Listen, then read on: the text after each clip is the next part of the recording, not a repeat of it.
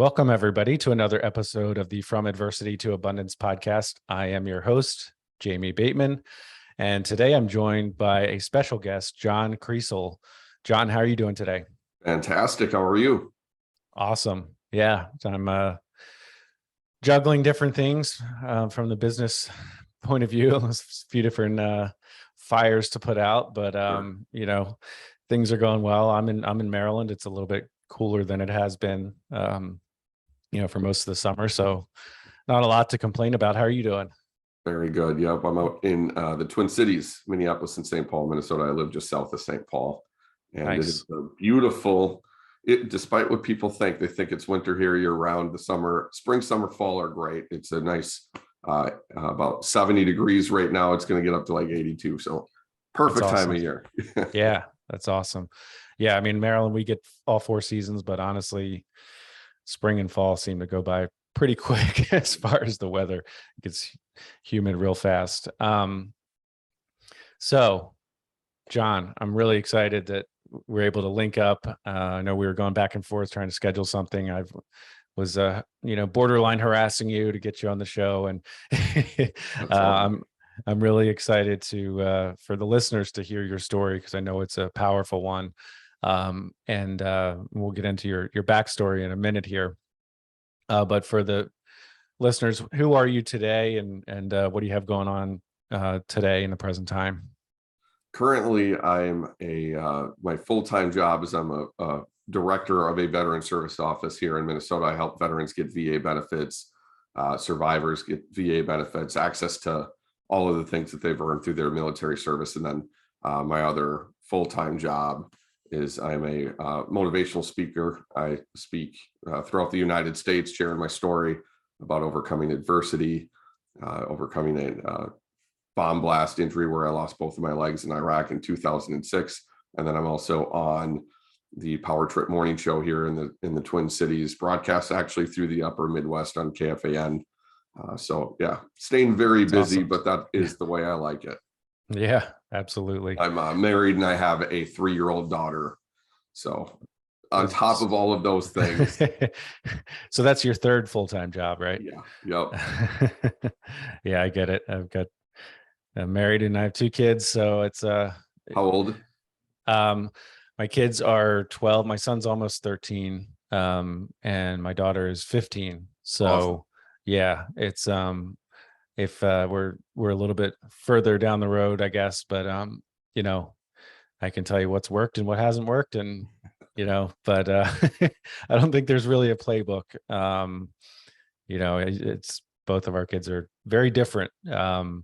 So what works with one doesn't necessarily work with the other, but that'd be easy. That would make it way too easy then. Exactly. And then what we had to talk about if it was that easy. But yeah, kids definitely keep you busy, but and I know family is very important to me for sure, and I'm sure it is to you as well. But obviously that we can save the family discussion for another episode. But let's get into your backstory, and you can pick it up wherever you'd like. Whether that's 2006 or before that, and then we'll kind of walk through up and to the present day and pull out some lessons that that you've learned and that our listeners can apply. That's the point of the show. So yeah, where would you like to start? Sure. Well, I joined the Minnesota National Guard on my 17th birthday. I remember seeing the Gulf War on TV when I was around 10 years old, and watching that was the first televised war in my lifetime, and I was enthralled. I couldn't believe it was such a crazy situation, and seeing we play war in the neighborhood as kids and all of that, and build forts, all that stuff, and then watching it on TV for real. It impacted me, and I remember thinking that I wanted to do that as a career.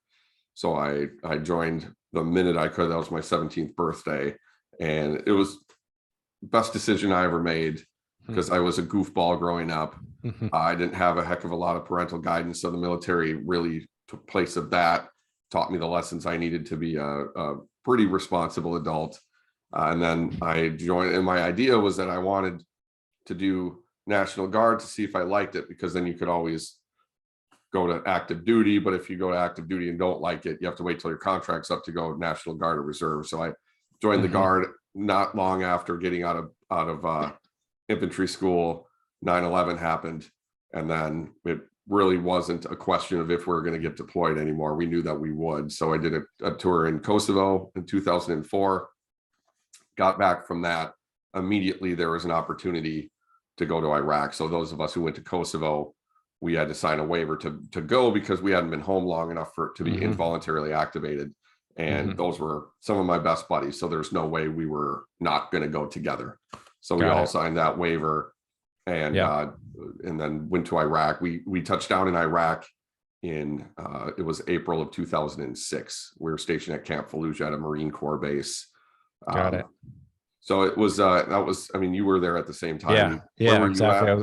I was going to say, so similar, and I'll try to make, not make the episode about me, but I can relate to a lot of this. I was older, I am older than you, but so I was in a similar thing where I was toying with the active duty reserves, actually Army reserves, and actually went through federal OCS. And so I went through, active duty officer candidate school, and then had opted prior to that to stay in the reserves, to go to the reserves route, and kind of gives you more options, like you said. And then, but I ended up doing about 4 years of active duty time in, when I was in the reserves. So I was in Iraq. I didn't necessarily, volunteer. I did, I guess, when I joined the military, right? But I didn't quite as actively want to get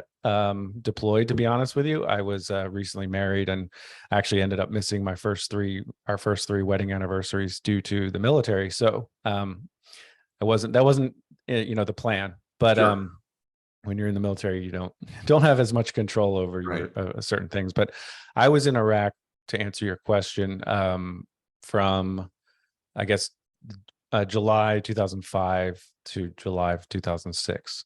So we left right when it was getting a lot worse. And where were you stationed in Iraq?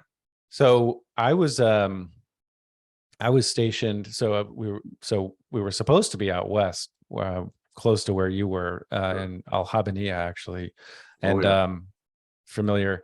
And so I was on a military transition team, MIT team, and so we were working directly with the Iraqi army. And in Kuwait, prior to going into Iraq, our team lead got sick, and so he actually had to go home. And long story short, they ended up switching us with another team. So I ended up being deployed closer to the Iranian border, where it was much quieter. And I did spend about 6 weeks in Baghdad when it was kind of crazy with the EFPs and all that stuff. But anyway, was supposed to be on a team. Well, our team was supposed to be closer to where it sounds like you were. And that team that we switched with had it a lot worse than we did, frankly. So look, I had my own room, for the most part, with air conditioning and my own bathroom. And I mean, it was like, there was nothing to complain about. So, I can't, honestly, the deployment itself was way better than our mobilization at Fort Indian Town Gap, but that's a whole different story. And, maybe I could share my story another day, but yeah, so it sounds like we were in country for, I guess a few months, at least, at the same time. Tell us more about what 2006. So we were in charge of force protection, which initially they just had us in towers around Camp Fallujah, and then the Marine colonel in charge of force protection kind of looked at it. And I think in the end, it all ended up being a plan. They can't just toss you out there and have you just figure things out. You have to ease into it. So they had us do patrols a little ways out, then further out, and then further out, until we were all the way down to the Euphrates River, into an area that really hadn't seen American military since the initial invasion. So that's where the insurgent activity was at its greatest. And they wanted us to basically push the insurgents further than a 7 to 8 mile radius away from Camp Fallujah, so they couldn't be bombarding the base with mortars and rockets, because there are 19,000 Marines and sailors on base. We're pretty much the only army unit on base. There was an MLRS unit and then a laundry unit. Those were the only other Army that we would see. So they had us do that because there would be days we're walking to the chow hall of the PX and there's mortars landing right in base, injuring or killing people, just going about their day. So it became our job to stop that. And these insurgents were no joke. The unit we replaced had briefly gone down there. They suffered casualties and said, no, we're good. We're not going down there. And we really didn't have that option. So we took it to them. There was a change in leadership in our company. They really postured the unit to be really ready to be more of an offensive, have an offensive mission rather than sitting back kind of waiting to get hit kind of situation, which seemed more dangerous, but in the end, I think ended up being a better move and more safe because it accomplished the mission, because they knew then that we were serious. And so we really kind of battled them throughout the summer. The fall of 2006, when things really kind of turned, where our danger was, it was almost every evening a patrol from our company would hit an IED. We had these 2 pump houses we had to guard were critical because that's what brought water from the Euphrates River and pumped it to Camp Fallujah to supply the base with water, and allowed the locals to grow crops because it went through irrigation canals.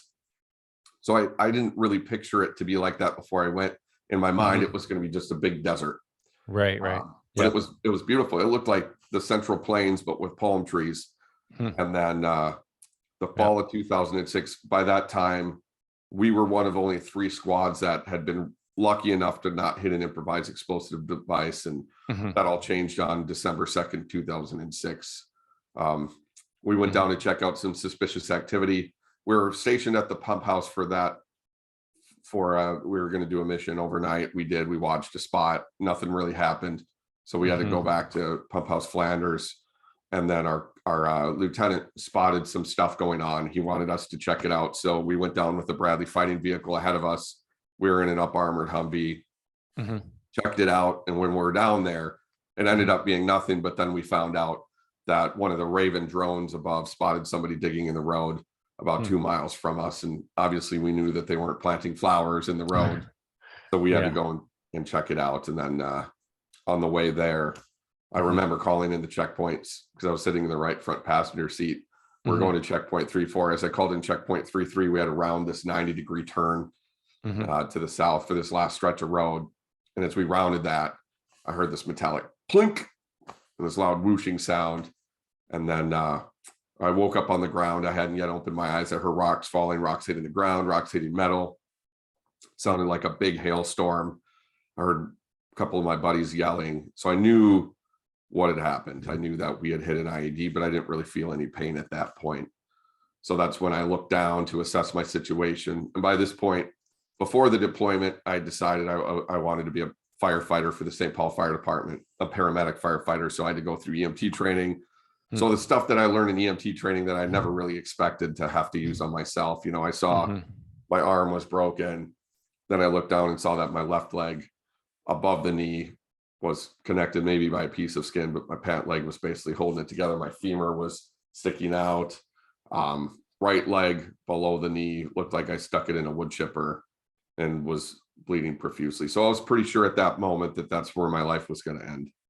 Wow. I mean, that's just, like on some level I can relate, but that's just crazy. I mean, as you know, there's no words. It's the stuff over there that, I mean, there was a big sign when we left Camp Fallujah that said, "Is today your day?" I mean, it's that stark reality you have to be aware of that.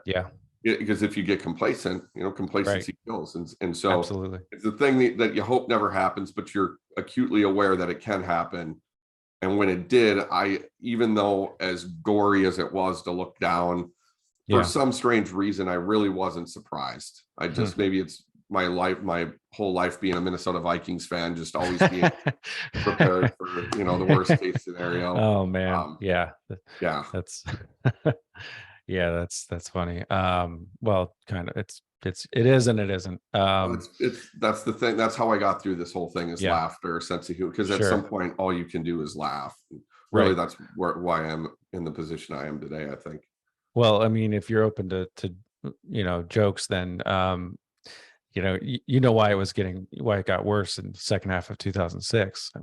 Why is that? Because I left, I left. Clearly that's why, but Rambo left. exactly.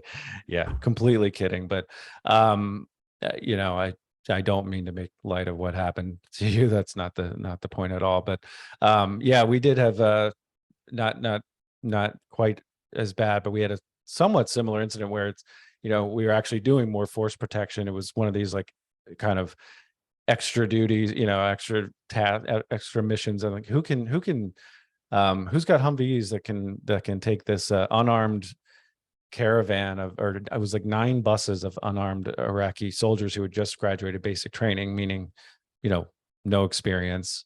Right. And so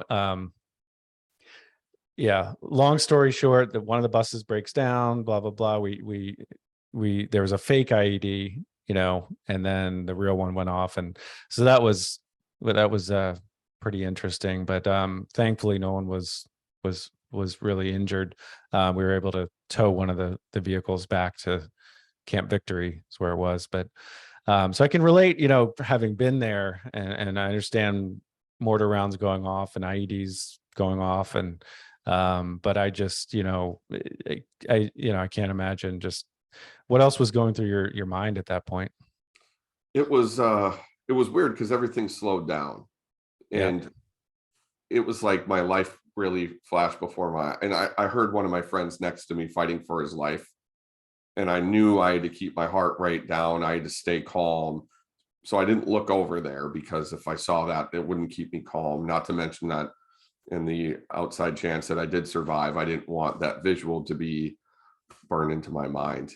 Sure. 'Cause the sound will never go away, hearing him fighting for his life. And so they moved me from that spot because they had to try and get the vehicle off of them, because it was on its side. It was facing the wrong way. So, I mean, when I saw that the vehicle looked nothing like a Humvee at this point, the doors were 100 yards away. It was a 200-pound bomb that we hit. They took 2 propane tanks, cut the bottoms out, packed 100 pounds of homemade explosives in each one. And that's what detonated. So the guys in the Bradley fighting vehicle ahead of us came rushing back. They did a fantastic job. That combat lifesaver training really kicked in, and I'm glad that they paid attention in that class. And yeah. They got the tourniquets on, they got me stabilized. But going through my mind, really, I thought it was going to be the end. I tried to stay positive. The moment that I really my mindset changed to that I have to make it, I can survive, was when I grabbed my buddy by the arm, one of the guys helping me out, Adam Gallant. And I looked at him and I said, "Tell my family I love them." And he told me, "Shut up, you're going to tell them yourself." And then I started thinking, okay, I can survive. I have to. And now I still wasn't fully optimistic I was going to make it. But I mean, I'd lost so much blood. I looked like hell. And that helicopter got in there. They got me on there, and I was out for 8 days. But I'm glad that I was awake for the whole thing. And I remember processing the fact, like, I was thinking about playing Little League baseball as a kid. I was thinking about all these things. Like, my life was kind of flashing before my eyes.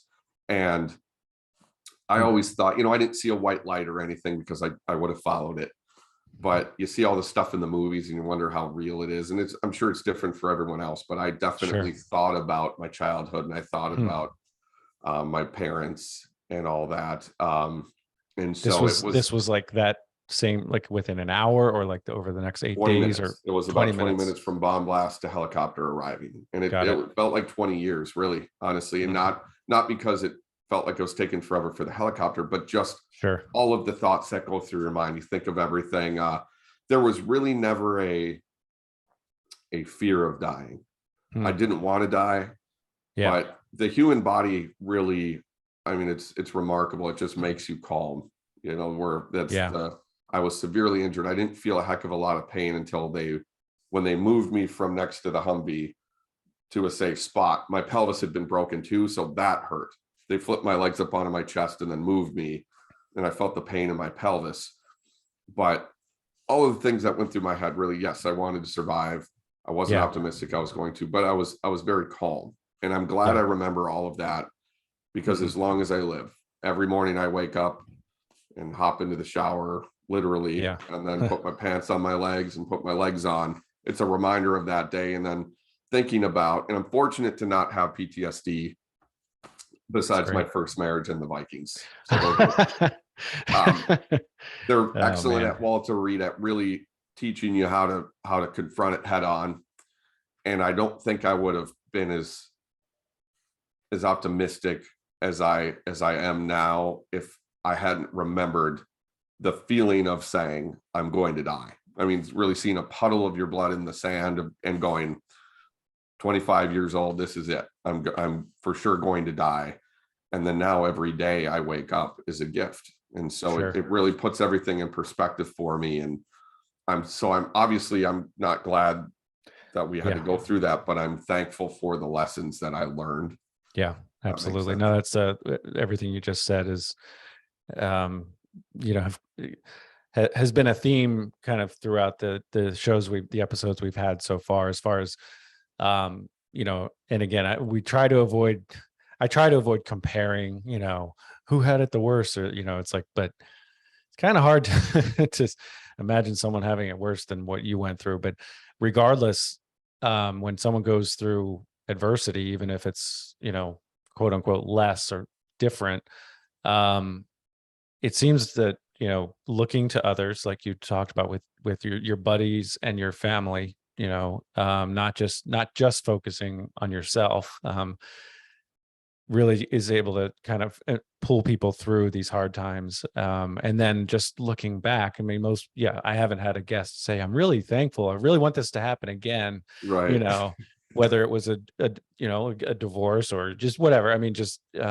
financial, you know, bankruptcy. I really want to go through bankruptcy again so I can learn some good lessons. Like that's, no one says that, but it really does put things in perspective and helps you appreciate, you know, life at this point. So and honestly, it's, for me, it's like, it's really refreshing just to, you know, I mean, again, I'm not happy you had to go through this, but just I love this show because it does remind me, and hopefully the listeners, that you know, what likely what you're complaining about today, myself included, it's really not that it's really not that difficult. I mean, but or if it is, you know, we have lessons that we can take away from this. So walk us through, you know, obviously there's so much we could unpack here, right?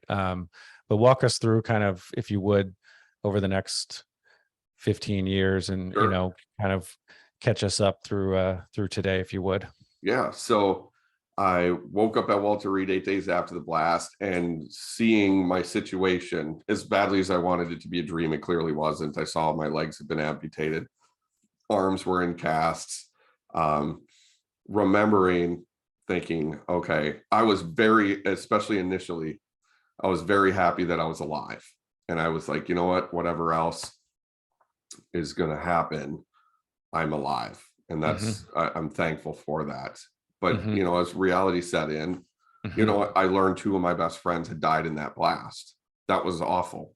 And it really taught me that at that moment, I realized that's when I think looking back on it, that's when I started living my life, because I realized it'd be crappy of me to sit there and feel sorry for myself when I got a second chance at life that 2 of my best friends did not get. And it forced me really to appreciate the life I had, regardless of how it was, because there was a lot of unknown at that point, because my pelvis had been broken so bad. They didn't know if I'd be able to wear prosthesis. So seeing that, and then the more the reality setting in of going, I'm not going to be able to do this anymore, or this anymore, or this anymore. And that's not how I'm wired. So after a little bit, you know, after a few minutes of it, I started just thinking, you know, as the shock was kind of wearing off, thinking, but I can do this and this and this and this and that. And that list was so much greater than the list of things that I cannot do. You know, I might have to be a little more creative about stuff. So when I thought that my life kind of ended, little did I know it was just beginning. And so that was kind of the start of my growth. And I was at Walter Reed for 9 months. I walked out of there after 9 months. They said it was going to be like 2 years, and I was like, no way. So I got back to Minnesota, medically retired from the Army, started working as a civilian contractor for the National Guard in marketing. And that really started giving me this purpose, because in my first marriage, my marriage at that time, It ended up being an open marriage, but nobody told me about it. Oh, jeez. But Yeah. I was in this situation where really I was being told by this person that how much I really couldn't do, that I really needed to depend on everybody. And Yeah. once I got that job Yeah. working for the Guard, it was a place that I needed to be, because I was raising two stepsons and getting them to school and all of that. And it was awesome. They're awesome kids. I'll always Hmm. love them. And then I got this job. So it was more about that. But then when I got the job, Yeah. I started feeling like I had more of a purpose. I had a Purpose. place Sure. to be. I was contributing to a greater cause, helping spread awareness about the Minnesota National Guard Yeah. so more people could join and have an awesome career and learn the things that you and I both learned through military service. Yeah. And then through that, I started really getting my confidence. I decided then to run for the Minnesota House of Representatives. Hmm. I knocked on thousands of doors, wore out a prosthetic leg. Now, And what made you get into, not made you, but what was the impetus for politics? they asked me very nicely. and Okay. I try to be a very accommodating person. So it's something I always had a passion for. I was interested in, and I thought I'd be good at it. And so I thought, why not give it a chance? And I decided to run in 2010. So I mean, I got home from Walter Reed it was like August of 2007. So I hadn't been home long. It was like 2.5 years by the time I decided to run. And I thought that was a good way to prove things to myself, that I can do this and that I have things to offer. Sure. And that was kind of the theme, is it was like kind of this doubt that was being cast on me, that not from me, that I really had to get to a point on my own that I believed in myself, and then I realized I had things to offer. And when I won that election, and really nobody thought I won by 452 votes. Wow. It was a tight one. I served one term, did some awesome things, and then decided I wasn't going to run for re-election. And so I left on my own terms, got the job I have now, started the speaking. And then really at that point, that's when I decided to say goodbye to the ex-wife. And if I hadn't been through the bomb blast, the divorce probably would have been the worst thing that ever happened to me. And that's something I think that's an adversity a lot of people can relate to. Sure. Absolutely. Like 40 to 50% of the population gets a divorce. Right. But I had to prove to myself that I was worth it. And really, you have to kind of be selfish at some point about taking care of yourself. What do they say when there's a chemical weapons attack? You have to put the mask on yourself before you help others put theirs on. Right. Absolutely. And that's an analogy for life. And I got to that point in 2015, 2016 that I finally said, you know what? I need to take care of myself. I'm better than having to put up with this nonsense, and decided to say, see you later. And then, the speaking career really started taking off at that point. And really, it was then that, since then, I've never been happier. I have an awesome wife now. I have a 3-year-old daughter. And even and I joke about it in the previous marriage and stuff, I wouldn't be in the position I'm in without that. Sure. So that's the thing too, is we can always look back and go, I wish I didn't hit that bomb. I wish I hadn't got married the first time. I wish that, but all of those, with the right attitude, all of those adversities we face shape us, make us stronger. And now if I'd been a bitter, sad person, I wouldn't have met my current wife, because she wouldn't have wanted to be any part of that. And so you have to let good things happen to you, with your attitude. Yeah, that's really good. So are you are you in any physical pain from the incident? I get sore. I'm very lucky that, but I'm 40 years old now. I've been on these prosthetic legs for 16 years, and our body isn't designed to really be on those, but it's not a terrible thing. I'm not on any, narcotics to treat it or anything. Yeah. Mental health wise, I'm good. So the narcotics that you're on are just for the Vikings. That's right. Yeah. Coors Light and whiskey. Yeah. There you go. Nice. The main fantasy guy that I follow is a lifelong Vikings fan. Yeah. John Hansen, he complains about it quite a bit. Yeah. But we're a sad bunch. Eventually they'll win the Super Bowl. I don't know. when it will Yeah. be. Maybe in my daughter's lifetime, I don't know, but it's my favorite thing to do. That Sundays are my day that I don't book any speeches. I don't do anything. My wife likes football as well. So Yeah. she like Sunday, I don't do anything. If it's warm, I'll golf in the morning, get home in time to watch Sunday Ticket, watch all the games and the Vikings. And just, that's my day to shut my mind off and focus on this distraction from life. Yeah, absolutely. It's one of my favorite things in the world. Yeah, it's awesome. I love it. Yeah, football season is almost here. It is. So I don't want summer to end, but when it does, that's the consolation that, okay, well, football is here now.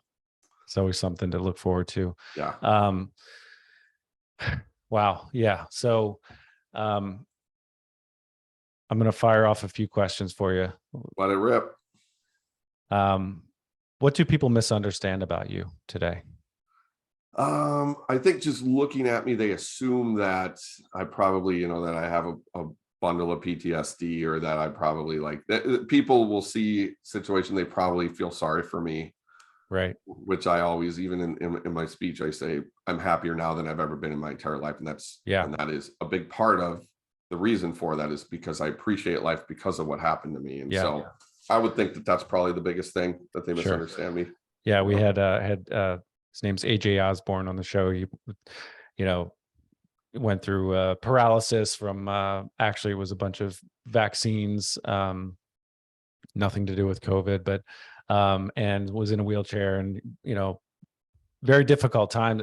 And he said he's in still, he'll forever be in physical pain, but he's never had more joy, or he's never been happier because of kind of what you're saying, because of the appreciation for waking up every day and being able to serve a purpose, a greater purpose, and that kind of thing. What would you say is one of your biggest failures, or regrets, or something that you would change that you had control over, I guess? That's tough, because I'm not wired that way to really look back and regret. Yep. I try to learn from something and move on, because I know I can't change it. Because of course, if I could change us driving down that road, if we had driven 1 inch further to the right, or maybe 4 inches further to the right, that wouldn't have happened. But I know that's out of my control. So I don't know. I don't really have any regrets. We all make mistakes. We all make poor decisions. But if we learn from them, we can try to not repeat them. And overall, it shapes who we are. Sure.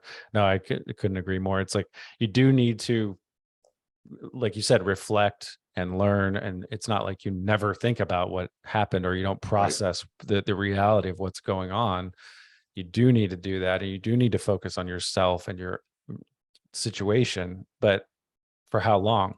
At some point, move on. And, what can you do about it and move forward? So, if you could have coffee with any historical figure, they could still be alive today, who would you choose? I think John F. Kennedy or Ronald Reagan. So I had to pick two, because it's just that time frame that JFK was president. It was just a wild time in our history. And Ronald Reagan just seems like a cool dude. And that was kind of a wild time in our history too. And he just seemed cool. I mean, he was assassinated and then comes back. And I don't know if you've seen the video clip where he's at a speech and a balloon popped. Okay. No. And he says, "Missed me." That was like his reaction. And everyone laughed. Awesome. And that shows that says a lot about a man's character, is that he went through that. He can still joke about it. And that's kind of how I try to be. So those two, I think, the other one, George W. Bush, I always thought was awesome. He actually, I got to meet him 3 times at Walter Reed. He pinned on my Purple Heart. So that one, I got to check that box. I have pictures with him and stuff like that. So I don't consider him a historical figure, because he's still around. But I think in order, JFK, then Ronald Reagan. Love it. That's awesome. If you were given $10 million tomorrow, what would you do with it? I would invest. I would invest a good amount of it. What would you invest in? I would put it in some diverse mutual funds and let it grow.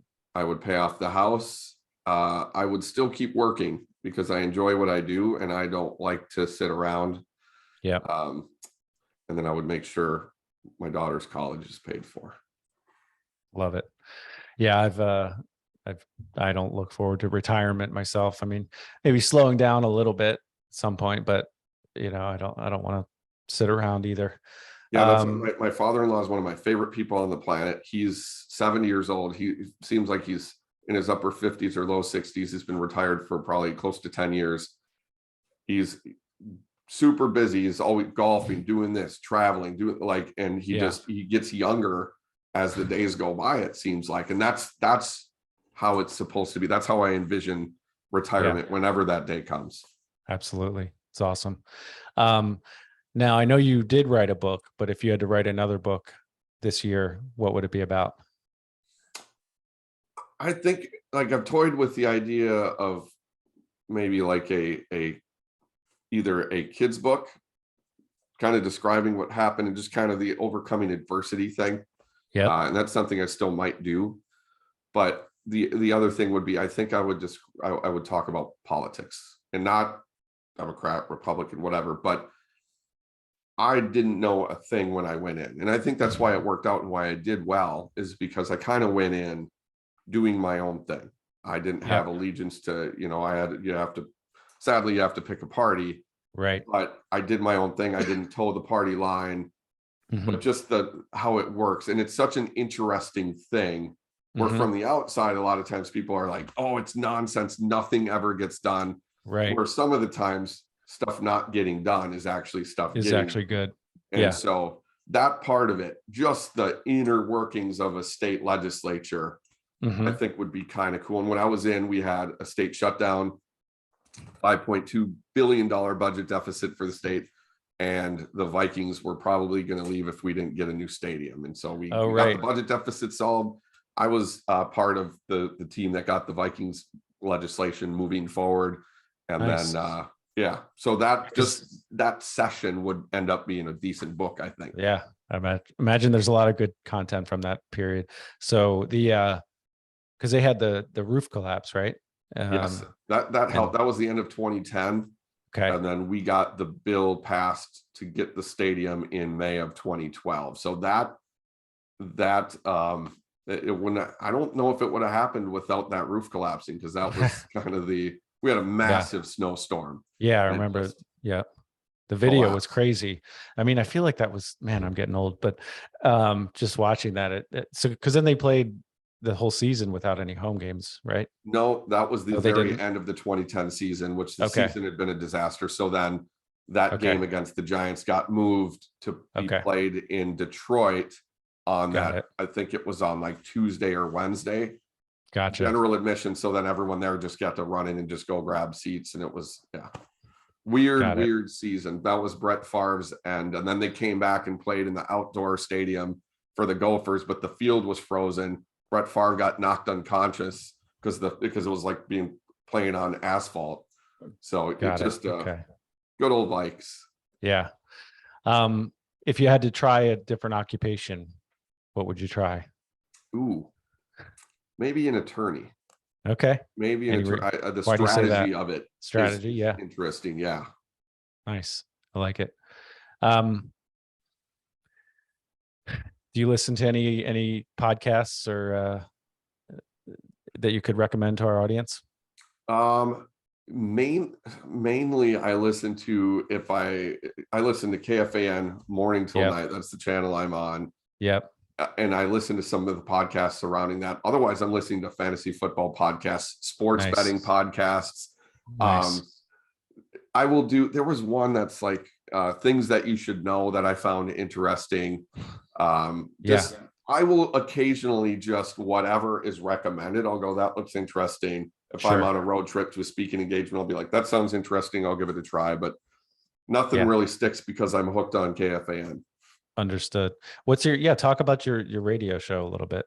Yeah, so I appear on the Power Trip Morning Show, which is it's on 5:30 to 9 o'clock a.m. Central Time, podcastable on all the platforms, or you can listen live on iHeart Radio, the app.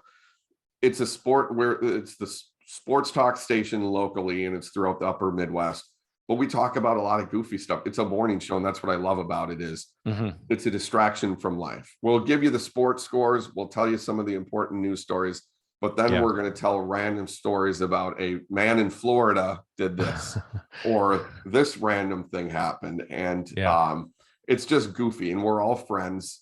And so it just works. So I'm one of the contributors to the show. There's the 3 guys that are on every day, and they just do a great job. It's the #1 rated morning show in the Twin Cities currently, and has been for a few years. So I've been on it for 15 years, and every day I'm thankful that I get to be a part of that just zaniness. That's so cool. Yeah. Even like the fantasy football stuff I'll listen to. It is educational, but it's entertaining, and that's why I keep coming back. And I remember as when I was younger, you could say New Orleans Saints, and I could tell you the starting quarterback, starting running back, starting wide receiver, and I could probably do that now. But the off season and now having a toddler I'm chasing around is like, oh, hold on, he's on what team? He got traded. Oh, that's right. All right. Yes, Tyreek Hill was traded to Miami, and this happened. And all, and he's got a better quarterback now, right? Or something like that. Yeah. Oh yeah. He did say that. What the hell was he I think that was him trying to get listeners for his own podcast or something. Probably. But yeah. So now I cram like it's an exam. I've got 7 fantasy football leagues I'm in, and the drafts are coming up soon. So now I'm like cramming to get all of this information. Yeah. The least I've ever been prepared in my life. I feel the same way. We're doing an auction draft in our main league, and we've never done an auction draft. And I'm like, oh, it's the best. It is the best. You'll never want to go back. We'll have to talk offline, but so I guess kind of circling back to some of the lessons you've learned, and for our listeners who either are going through a hard time right now or are going to go through a hard time, which is all of us, everybody. And again, just to reiterate, I've said this on other episodes, but we don't act like, John went through adversity in 2006, and then now he's in abundance. It's that would be ridiculous. But what, whether it's mindset or actions you can take, or what would you say to the listener as far as maybe the couple of the top things to consider when going through a hard time, and how to get through that, around that, over that, and to get to quote unquote abundance? Just know that it will end. That adversity will end.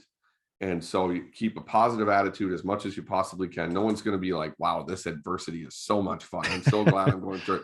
But you have the positive attitude. The ability to laugh at yourself will get you through a lot of things. Then you get through that adversity, even if it felt like it would never end, it will end, and you can look back and grow from it. And that's where what I don't want is people to look at me and go, well, at least I have both legs. It could be worse. No, to each person, the adversity they're going through that's the most important adversity in the world, because it affects them.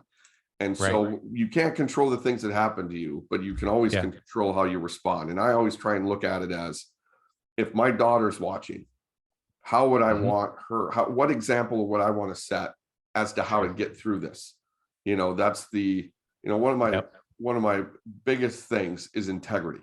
And integrity, in the military, it was one of the Army values that how it behave as if someone's always watching you. Sure. All right. And it's sad, it shouldn't be phrased that way, but that's kind of the thing. It's like, you just do the right thing, even when nobody's watching. Right. Adversity is kind of the same way. It's like, if someone was next to you and you want to set the example for them, little Chloe, if she's next to me, I want to look at her and say, now this is tough, sweetheart, but this is how we're going to get through it. Watch this. Right. That's kind of how I look at it.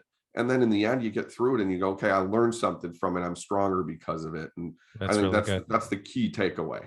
Yeah. It's not going to last forever. And you're stronger for having gone through it. 100%.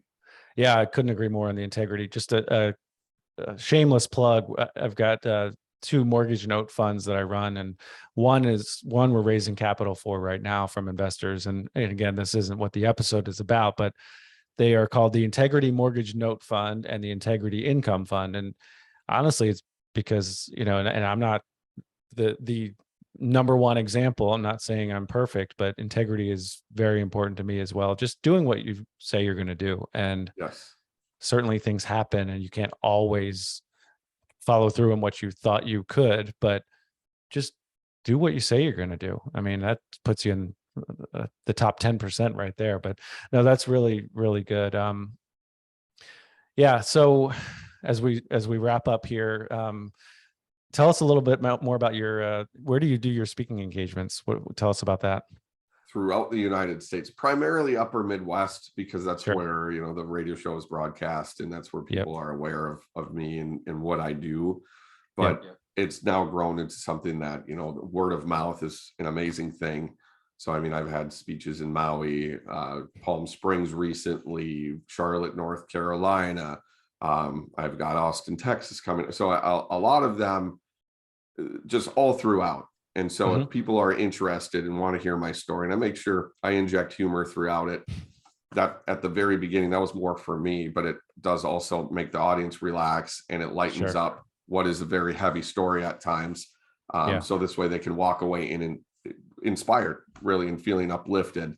But they can go to my website, johnkriesel.com. I'm also on Twitter, Instagram. Those are my two primary ones, but Facebook and all that stuff. So I'm easy to track down, but I'm very thankful. There's not a day that I get up on stage and don't go, wow, I get to do this. I'm the luckiest person in the world. And so I'm a very lucky guy. I can't believe how my life worked out. And so it feels like a dream at times, especially looking back on that day that I will always look back on, laying there and thinking my life is going to end. And it truly was only beginning. Yeah, that's awesome. And for those listening, Kriesel is Kriesel, Correct. like diesel. Yes. John Diesel Kriesel. So you got any good jokes for us before we sign off here? Oh, probably not what I could share on this podcast. Yeah, we had I do try to generally keep it clean. Episode 1 was not clean. Well, and it was the first one too, so people are like, wow, this podcast is going to be greasy. Exactly. Mark Owens, he's amazing story, just crazy story, but great guy. And but once he opened the floodgates on the F-bombs, it was, all bets were off. But I try to keep it so we don't have to put the E label on it. But yeah, so John, I really do thank you so much for your time. I know you've got the radio show, you've got your other full-time job, then you've got your family, speaking engagements, golf, and then the most important thing is studying up for your fantasy football drafts here coming up. That's correct. So any parting thoughts for our listeners as we sign off here? No, just thanks for having me on. And remember, things that happen to us we can't control, but you always can control how you respond. So do that. Positive attitude, sense of humor. One of the biggest pieces of advice I give people is on those tough days, which we all have, take a Post-it note, write 3 to 5 things in your life that you're truly thankful for, things that put a smile on your face. Put that on your bathroom mirror. That's the first thing you see when you wake up and start your next day. And I tell you what, a positive thought in the morning sets the tone for your entire day. Better than a cup of coffee. All right. Life is good. I love that. That's really tactical. And how hard is that to actually do? Not that hard, right? I mean, it's like, just do it.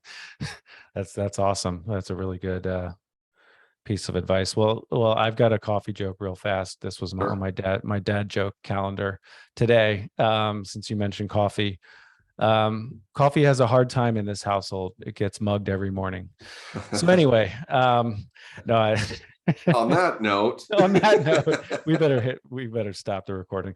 John, thanks a lot. Really appreciate it. This has been fantastic. I know I got a lot of value out of this, and also thank you for your service. And thanks for yours. Absolutely. So to the listeners out there, thank you for spending your most valuable resource with us, and that's your time. Thanks, everyone. Take care.